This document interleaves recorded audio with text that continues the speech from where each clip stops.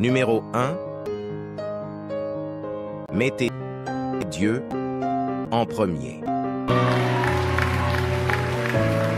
Mettez Dieu en premier dans tout ce que vous faites. C'est la base, le fondement. Tout ce que vous pensez voir en moi, tout ce que j'ai accompli et tout ce que j'ai, c'est par la grâce de Dieu.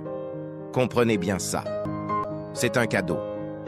Il y a 40 ans, le 27 mars 1975, je sortais de l'université après avoir échoué. Ma moyenne était d'1,7.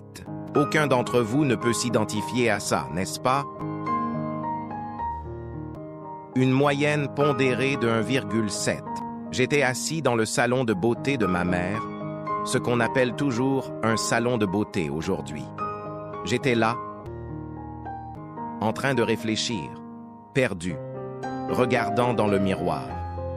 Et derrière moi, je voyais cette femme sous le casque du sèche-cheveux. Chaque fois que je levais les yeux, elle me fixait droit dans les yeux. Je ne savais pas qui elle était. Et à un moment, elle dit « Que quelqu'un me donne un stylo, j'ai une prophétie. » Le 27 mars 1975, elle m'a dit « Jeune homme, tu vas voyager dans le monde entier et parler à des millions de personnes. » Imaginez, j'avais échoué à l'université. J'envisageais de rejoindre l'armée. Je ne savais absolument pas ce que j'allais faire. Et là, cette femme me dit que je vais voyager dans le monde et parler à des millions de personnes. Eh bien, j'ai parcouru le monde et j'ai parlé à des millions de personnes. Mais le plus important, ce n'est pas le succès ni la célébrité que j'ai pu obtenir. Le plus important, c'est ce qu'elle m'a appris ce jour-là. C'est une leçon qui est restée gravée en moi. J'ai été protégé, j'ai été guidé, j'ai été corrigé. Dieu m'a gardé humble. Même si je ne me suis pas toujours tenu à lui, lui est toujours resté avec moi. Alors, gardez Dieu dans votre vie.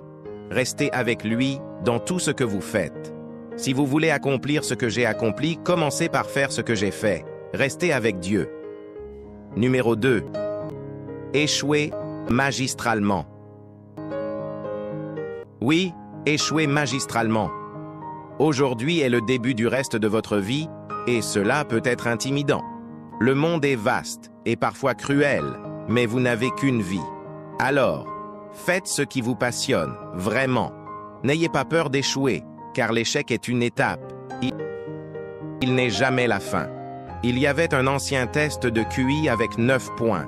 Pour relier les points en 5 lignes sans lever le crayon, il fallait sortir de la boîte. Alors, sortez de la boîte. Soyez créatifs, n'ayez pas peur de penser différemment. Les grands rêves n'ont de sens que si vous osez les suivre. Mais souvenez-vous, les rêves sans objectif ne sont que des rêves. Ils finissent par devenir des regrets. Alors, ayez des rêves, mais aussi des objectifs clairs. Fixez-vous des buts pour votre vie, des buts annuels, mensuels et même quotidiens. Chaque jour, faites un pas, même si c'est un petit pas. Les petites actions construisent les grandes réussites. Pour atteindre vos objectifs, il faut de la discipline. La persévérance est la clé du succès. Et n'oubliez pas,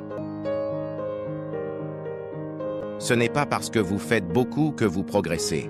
Ne confondez pas le mouvement avec le progrès. Comme ma mère me disait, tu peux courir dans tous les sens sans avancer d'1 centimètre. Alors, travaillez dur, mais travaillez intelligemment. Progressez, même lentement, mais progressez toujours.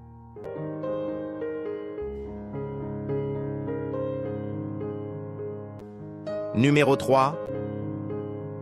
Vous ne verrez jamais une remorque derrière un corbillard. Rappelez-vous bien cela. Vous ne verrez jamais une remorque derrière un corbillard. Peu importe combien d'argent vous gagnez, vous ne pouvez pas l'emporter avec vous. La véritable richesse, c'est ce que vous partagez. La vraie valeur de votre vie est mesurée par l'impact que vous avez sur les autres. Nous avons tous des talents différents. Certains d'entre vous seront des médecins,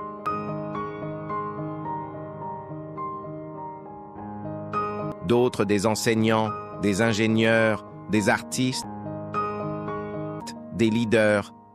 Utilisez ce que vous avez pour faire une différence. La chose la plus égoïste que vous puissiez faire dans ce monde, c'est d'aider quelqu'un. Pourquoi? Parce que le bien que vous faites vous revient toujours. La paix intérieure, la joie que cela procure, surpasse tout le reste. En fin de compte, la vraie réussite est dans le don. C'est ce sentiment d'avoir aidé, d'avoir apporté quelque chose de bien à quelqu'un. Et c'est ce qui fait la vraie richesse d'une vie. Ce soir, avant de vous coucher, glissez vos pantoufles bien au fond sous le lit. Comme ça, demain matin, vous devrez vous mettre à genoux pour les chercher. Et pendant que vous êtes à genoux, prenez un moment pour dire merci. Remerciez pour la grâce, pour la miséricorde, pour l'amour, pour la paix, pour la force. Soyez reconnaissants pour ce que vous avez déjà, pour les bénédictions qui sont sur votre chemin. Car ce véritable désir dans votre cœur, ce rêve que vous avez, c'est la preuve que Dieu l'a déjà placé dans votre vie. Travaillez pour l'obtenir, et quand vous l'aurez, tendez la main pour aider les autres à y arriver aussi. N'aspirez pas seulement à gagner votre vie, mais aspirez à faire une différence dans la vie des autres.